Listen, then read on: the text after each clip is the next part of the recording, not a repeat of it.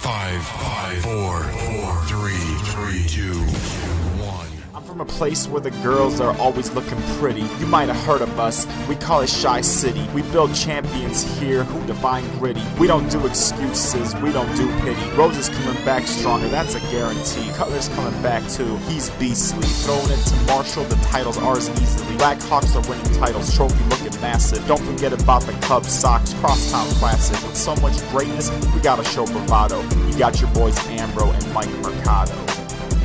What's going on, everybody? The Chicago Beat is back and better than ever. My name is Mike Mercado. Thank you for coming back to us. We've been off for a long time, but we are back and in just a nick of time because the way everything has happened in the city of Chicago over the last few weeks, things are looking good in this great city. Don't forget, I know it's been a while. If you haven't listened to the show, you can find us everywhere in the universe. We're on Twitter at mmercado2333. We're on Facebook /MikeMercado2333. And on YouTube if you want to listen to the show over and over and share us and all that cool stuff to help out your boy. We're on YouTube /MikeMercado2333. New studios, new system, new show. We're here. We're not going anywhere. There might be a little bit of a difference now for all of you who are new to the Chicago Beat. Normally we would be going on every single day. We would have a podcast going up. Things are a little different now. If you haven't been around, you haven't been following, I have a new job over at All Access Chicago news web company as a board op. And I also work as a graduate assistant at the college that I graduated from. So what we're going to try to do is we're going to let the week kind of simmer off. And every Friday we're going to come up with a show. And on that show, we're going to have all the news from the past week and everything that's happened in the city of Chicago, which right now is huge. So we're gonna get right back at it. Secret Producer Man, where do you wanna go off with? Should we start off with All Stars or Blackhawks? We're gonna go All Stars? Alright, let's go All Stars. So last night on TNT, kind of some big news if you ask me as a Chicagoan and as a NBA sports fan to begin with. You have two Chicago Bulls named to the All-Star team. Now, I was definitely expecting one. The way the Bulls have been playing without the MVP, Derrick Rose, you had to expect that they were gonna get some recognition with the record that they have. But two of them, in Luol Deng and Joakim Noah. Luol Deng going to his second straight All-Star, and deservingly, Joakim Noah going to his first.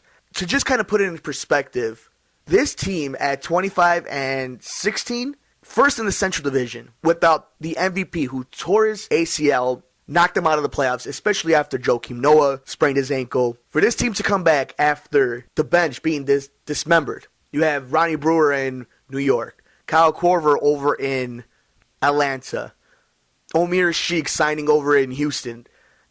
So much turnaround, and nothing has changed on this team. They still struggle to get the ball in the net many times, and sometimes the games are very ugly to watch. Even the game where against Detroit, where Joakim Noah had an awesome, unbelievable rebound to Marco Bellinelli, who wins the game for the Bulls. It's not pretty. Yet this team continues to win, and they've beaten the big teams. They've beaten the Nets, they've beaten the Knicks, they've beaten the Heat. I've been to the games where they lost to Oklahoma City and to Memphis Grizzlies. And let me tell you this. Against OKC, they definitely held their own.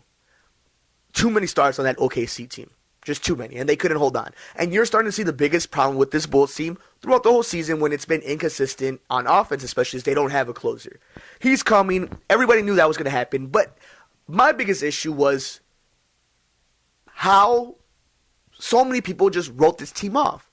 This team has never been a Phoenix Suns team, a Mike D'Antoni type of team where they're going to try to score. They're not going to play defense. That kind of basketball, when you don't have the right players for it, do not win you games. You're seeing it in the Lakers right now, which we're going to have plenty of time to get into over the next few Fridays. You all know how I feel about the Lakers. I thought they were overrated in July and August when they were making all these moves. I think they're even more overrated now. But for this Bulls team to be knocked off like that, to be disrespected by the national media, makes no sense to me. Do I think they're going to win a championship without Derrick Rose? Absolutely not. How does that happen? But if you're asking me, can they make some noise in the playoffs when he comes back? Absolutely. And it all comes back to the fact that you have two guys like Joakim Noah and Luol Deng, who Luol Deng leads the league in minutes. You have him going for 17 points a game. You have Joakim Noah averaging almost a double-double with 10 rebounds and around 12 points. it's amazing to see. And then you have guys stepping up, like a Marco Bellinelli. Nate Robinson, when you get the good Nate or the bad Nate, you know you're going to get instant fireworks from this guy. And you saw the respect that the Bulls get within the league. Coaches voted for Joakim and Luol Deng to be on this team. There are guys that were left off. Paul Pierce was left off. Brook Lopez was left off the list. So you could consider the fact that Luol Deng and Joakim Noah might have taken the spot from them. And you have to also believe, if Derrick Rose was healthy, he would have been named the starter. Would that have meant 3 Bulls All-Stars? So I think there's so much to look forward to when it comes to this Chicago Bulls team.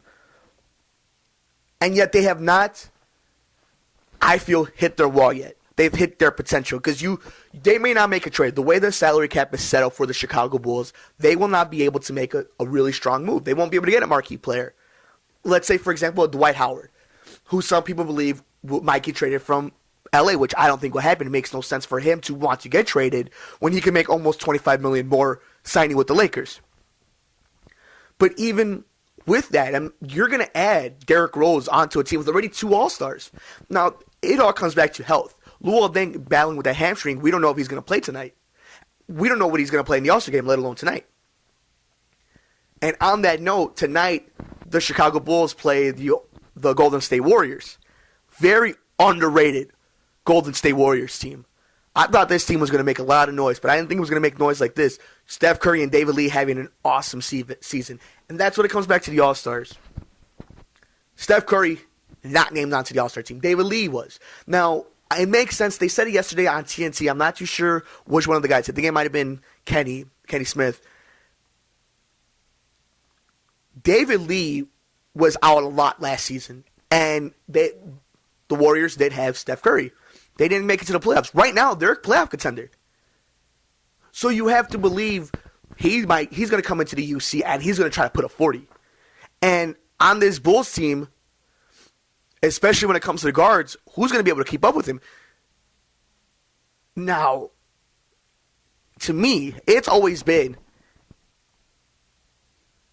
the league looks over players like that because he's not flashy. He's not talkative like these guys. The league wants to market a lot of these players.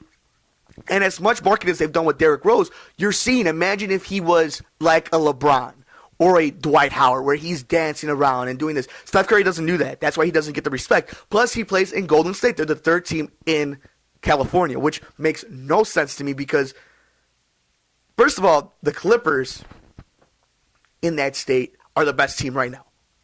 And as weird as that is to say, they are. And it just has to do with youth and the way they're playing right now. Do I think in a 7-game series they could win an NBA title? No, I don't think they could beat the Oklahoma City Thunder or the San Antonio Spurs. I just don't think that can happen. Or the Miami Heat.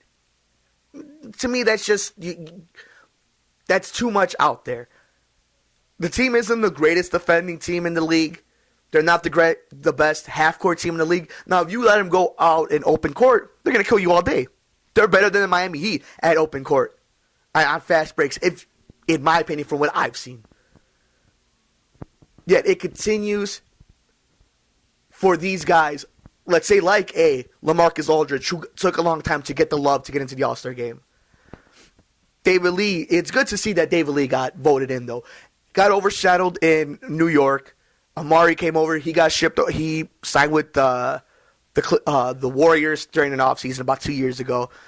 Good to see one of them. But tonight you have 2 of the underrated teams in the league battling out at the UC on ESPN 1000 and on Comcast.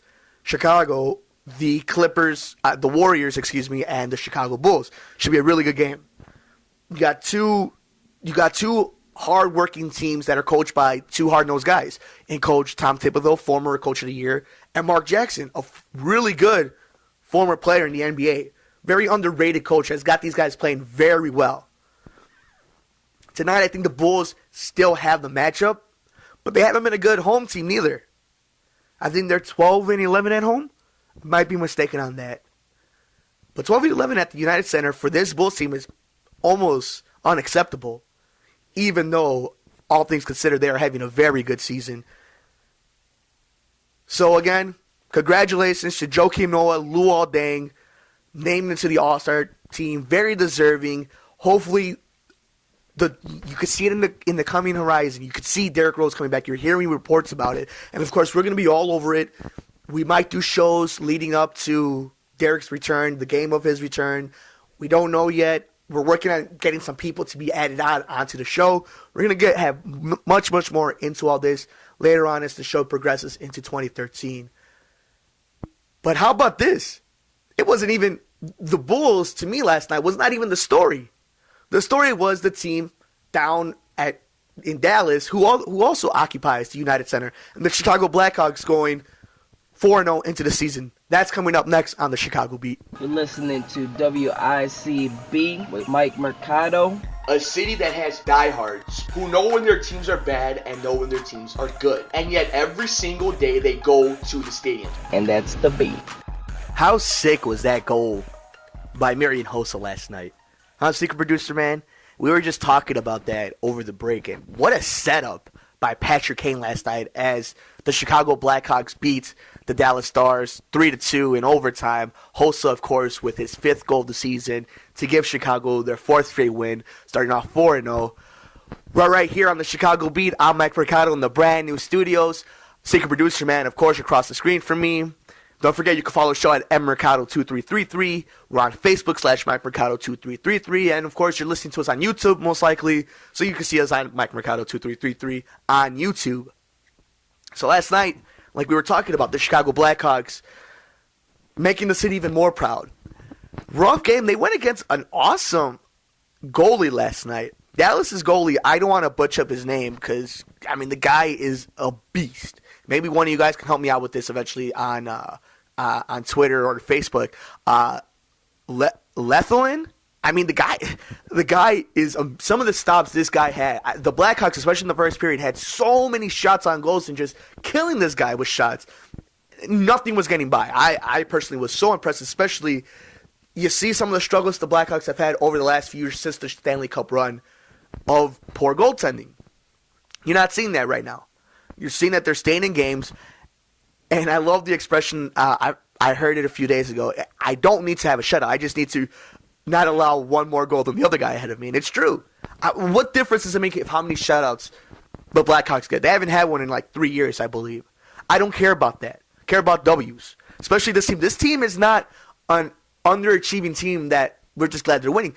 This is a Stanley Cup team. You still have the main pieces of Marian Hossa, Duncan Keith, Patrick Kane, Jonathan Toews, who won this cup. So I don't want to hear that excuse that they're overachieving or anything like that. This team doesn't matter. A win is a win. Just get into the playoffs, especially this season. And one of the big things that you heard over this lockout was a fast start is crucial. And I think you're really starting to see that. You saw with the urgency on this team. Eddie Olczyk, one of the best play-by-play announcers in with Pat Foley in all of sports, said it best. The first 15 games will not get you in the playoffs, but they sure as hell can keep you out of them.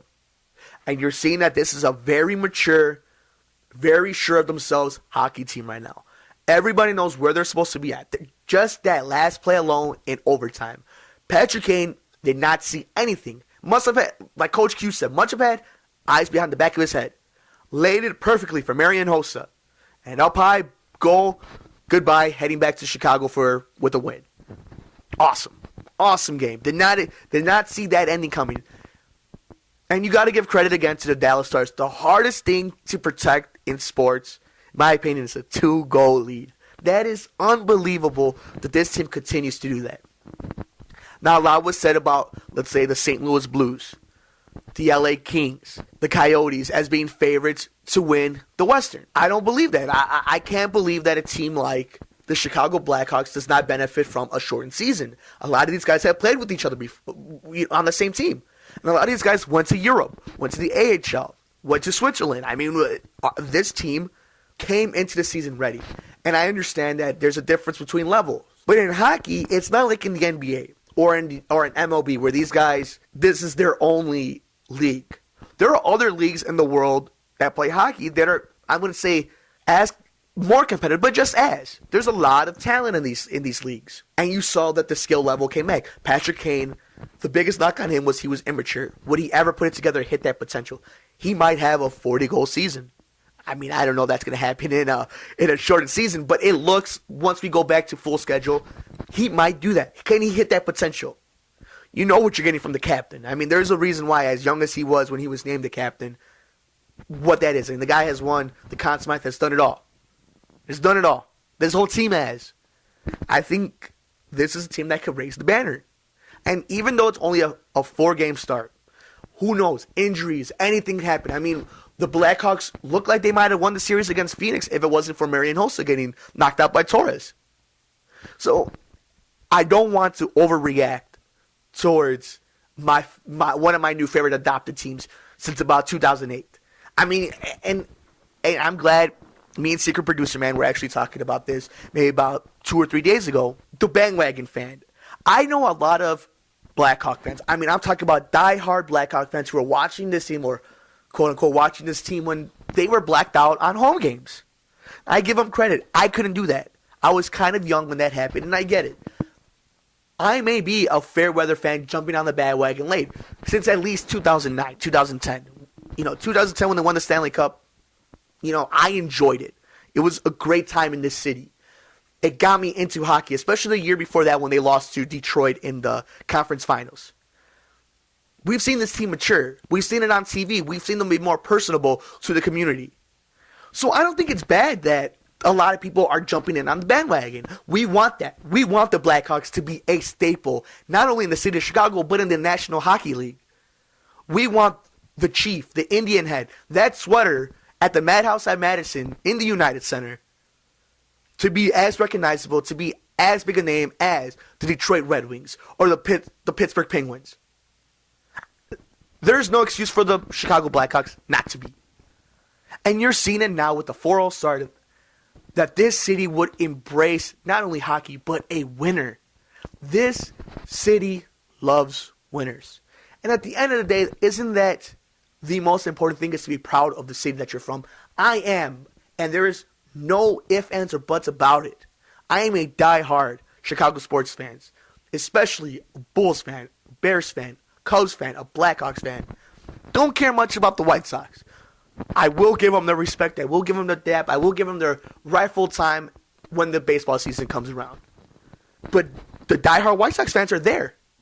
This city wants and needs and deserves a champion. And you might be seeing it not only on one of the teams on the Madhouse, but both teams might be raising banners within the first 5 years. It could happen. This isn't a fanatic's dream. This is someone who knows sports, who called the Super Bowl last year when I said San Francisco and Baltimore would be in the Super Bowl, which is on tape. This is somebody who knows sports. It's not a fanatic. This is a city that deserves a winner. And we are seeing it with this Blackhawks team.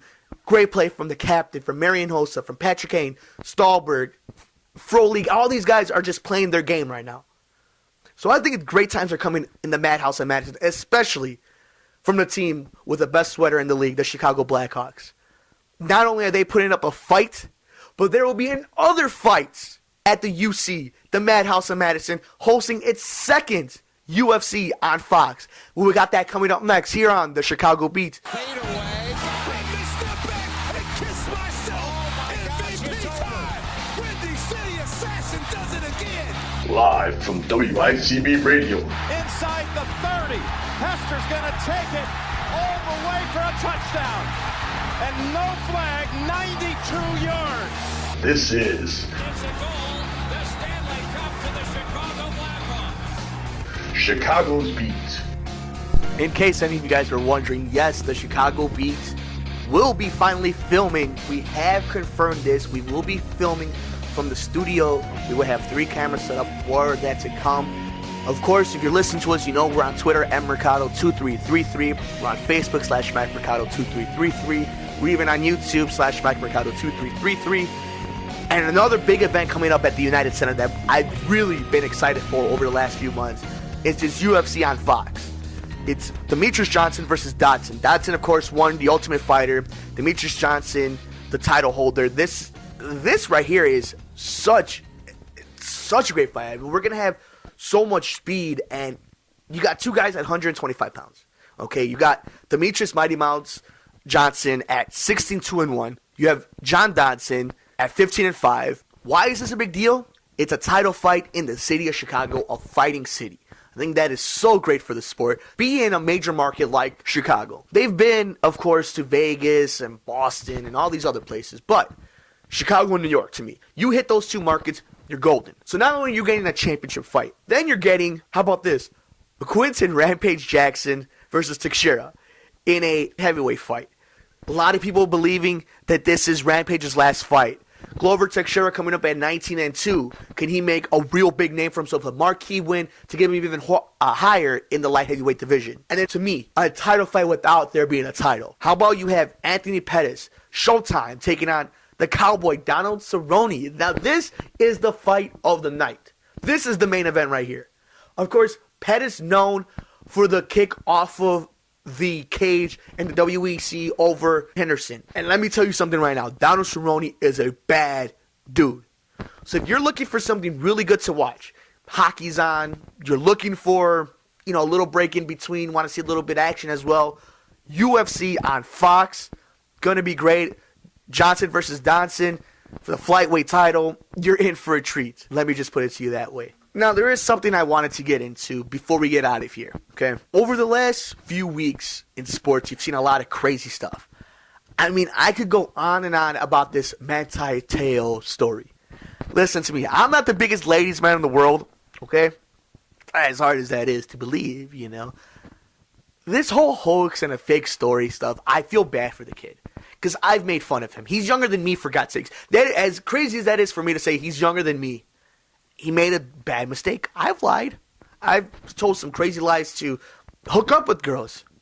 It happens. The Katie Couric interview, I think, was over the top. Had a lot of weird questions. You had the voicemails. You had the gay question come up. I think it's a lot for this one story. Lance Armstrong, I mean, who honestly really cares? You could say all the good he did for Livestrong, but who cares? The guy bullied people. The guy was a doper. He lied. He cheated. Sure, he did good. I'm sure a lot of people in prison have done good things. Why is that headline news, though, to me? Why did Oprah need to do this interview? Why did Katie Couric need to do these interviews? And it goes back to society. You're seeing it with gun control laws and all these other things going on in the news. And it's the human perspective of what we find entertaining and what we find stimulates us. This is, to me, these UFC on Fox fights that we were just talking about. The Blackhawks, the Bulls, the Bears, the Cubs, the White Sox, sports. That's my outlet. That is my passion. This is what takes me away from, even though I love what I do, when it comes to working at the school or working at the other station. I love what I do. But it's a way to get away. I'm not 6'4", 210, built like a rock. No, I'm a normal guy. So to me, this is just a great just way to let go and just watch supreme athletes do the sport you love in such a high level. But then these stories pop up. I remember when growing up, I was maybe 15 or 16, and you saw the Donaghy and the Michael Vick stories, and so much of that, and the PEDs, the Juiced book just came out, was so big, and it really just broke you down, especially being so young, about sports, like what's real and what's not. I mean, I know Manti's girlfriend isn't real, but what's real and what's not? And I think now, since I'm in the quote-unquote media, big thing is to just enjoy what you can. Take it with a grain of salt. No longer can we consider these athletes role models. I think that is a given at this point. Your role model should hopefully be your mother, your father, a teacher, somebody who really influences your life on a daily basis. We can't take these sports so seriously. We can't. We got to take them as enjoyment, as good talk, but not as a livelihood. because we're starting to see that we like to build up people. We like to tear them down. That's the one thing we love to do as a nation. We love a hero. We love to break them, and we love a redemption story. That's what a lot of these stories are now becoming. So I guess since I went on my soapbox, I know it's the first time I've been back. I really wanted to talk about a lot of these things. Just perspective, guys. In perspective. When the Newton shootings happened in Connecticut, this one of the saddest day in American history, if you ask me. People said that puts stuff in perspective, puts sports in perspective. It shouldn't take that much to put sports in perspective. Enjoy it, love it, breathe it, but life does go on. And I enjoy you guys coming and listening to me.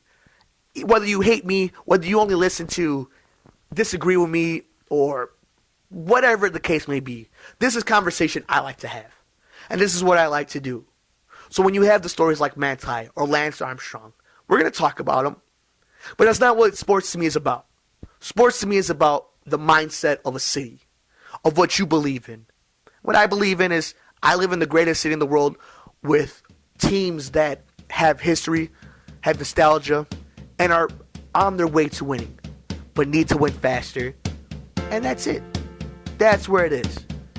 So again, thank you so much for listening to us. It's so great to be back. We'll be back next Friday. That's right, next Friday with another Chicago Beat. Hopefully we'll be talking about a lot of Bulls wins, a lot of Blackhawks wins. We're going to be talking about the UFC on Fox again coming up this Saturday. Don't forget Bulls Warriors tonight. Thank you, everybody. Please have a wonderful weekend. Drive safe out there with the snow. I will see you next week here on the Chicago Beat. For Secret Producer Man and I'm Mike Mercado. Have a good one, everybody.